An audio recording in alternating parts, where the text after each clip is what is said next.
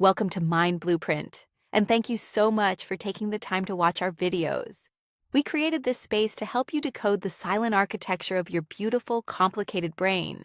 And having you here as part of our community means the world to us. If our deep dives into human behavior help you understand your patterns and feel deeply seen, please hit that subscribe button. It really helps our channel grow so we can keep bringing you accessible psychology and neuroscience. We hope you enjoy the video.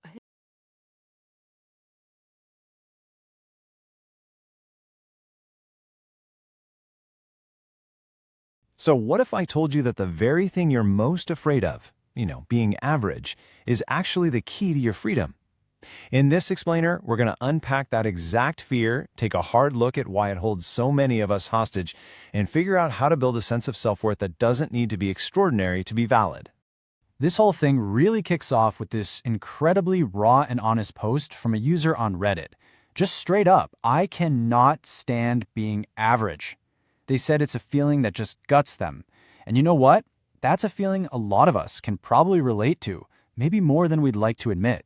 So, let's just put it out there. Does the idea of being, just okay at something, of being totally and completely average, does that fill you with a kind of dread? If the answer is yes, you're definitely not alone. It probably feels like every single thing you do is some kind of high-stakes test of your worth as a human being.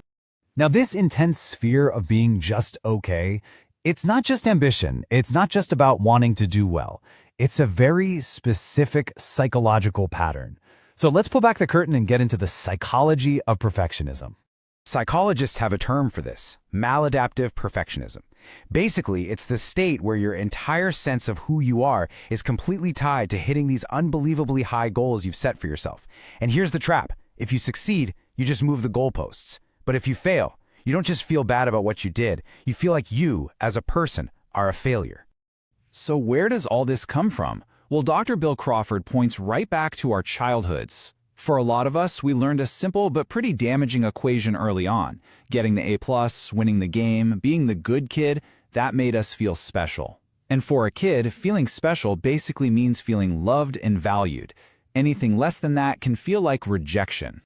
All this pressure creates this absolutely exhausting loop that traps so many high achievers.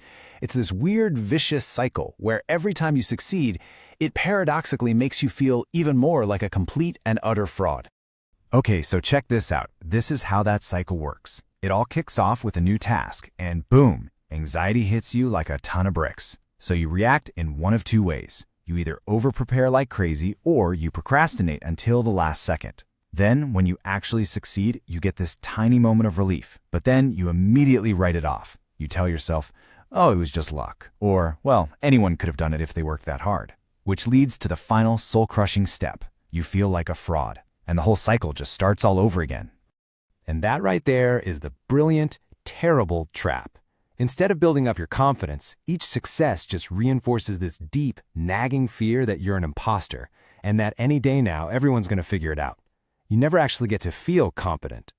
Now, if you've ever tried to break out of this pattern, you've probably come up against some, let's call it, internal resistance. It's powerful. So let's give that resistance a name, just to make it a little easier to get a handle on.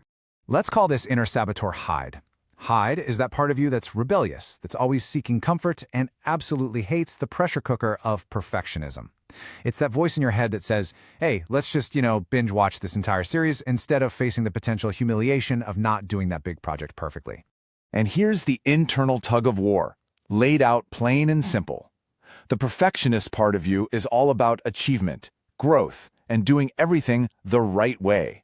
But Hyde's mission is completely different. Hyde just wants comfort and safety.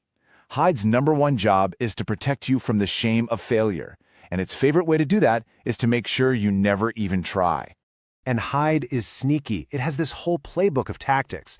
It'll hit you with defeatism, whispering stuff like, that'll never work for you. It's an expert at pointing out every single one of your flaws. It'll drown any little spark of enthusiasm you have, and it will use your deepest fears against you to trick you into giving up before you even get started. Okay, so we've diagnosed the problem, we've seen the cycle, and we've met the saboteur. So, what's the way out? The solution starts with a practice that might feel really, really foreign to a perfectionist: self-compassion. Self-compassion is basically the antidote to that harsh inner critic. It's about learning to treat yourself with the same kindness you'd give to a friend who's having a hard time. And look, the research on this is crystal clear. Self-compassion is like a protective shield. It doesn't just protect your mental health, it's been shown to actually reduce perfectionism over time. Here's a really practical way to think about making this shift. Imagine your self-worth is a pie chart. For a lot of perfectionists, that chart is basically one giant slice labeled achievements. If that one slice crumbles, their entire sense of self just collapses. The goal is to build a chart that looks more like this one here, a resilient sense of self, one that's diversified. You've got slices for your friendships, your hobbies, your values, the kindness you show people, and even just the effort you put in, totally separate from the outcome. Building this new, resilient sense of self means you literally have to rewrite the script that's been running on a loop in your head for years. And to do that, you need some powerful, practical tools. Let's kick things off with a tool called Vitamines. I love that name because that's exactly what they are. They're like vitamins for your mind. These are written affirmations that are designed to sneak past your conscious resistance and plant new, healthier beliefs deep down in your subconscious, right where those old negative patterns are living.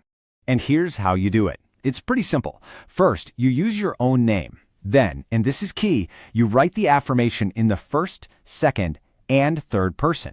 This just hits your brain from a bunch of different angles. And finally, you have to keep it positive and in the present tense. Something as simple as I, Sarah, am allowed to be average on this task can feel totally revolutionary. All right, tool number 2 is all about grabbing the steering wheel of your inner monologue. It's called action-oriented self-talk. Think of this as your weapon for dealing with Hyde in real time. You are consciously, deliberately choosing what you say to yourself to overrule those automatic negative thoughts the second they pop up. And there are just 3 simple but really powerful rules to make this work. 1. Keep it positive. Use I choose to, not that guilt-trippy I should. 2. Be specific, not I'll get to it later, but I am now working on my report. And 3. Keep it in the present tense. Your subconscious mind only really understands right now, which is exactly how you override Hyde's attempts to drag you into fears about the future or failures from the past. I just want to leave you with this one thought. That fear of being average can lock us into a comfort zone that feels safe, but it's really just a rut. And this quote says it all. The only difference between a rut and a grave are the dimensions. Accepting average isn't about giving up. It's about giving yourself the freedom to actually truly live. If you enjoyed this video, hit the like and subscribe button and join our community of bridge builders. Let's keep exploring the weird and wonderful ways our psychology shapes who we are today. See you in the next one.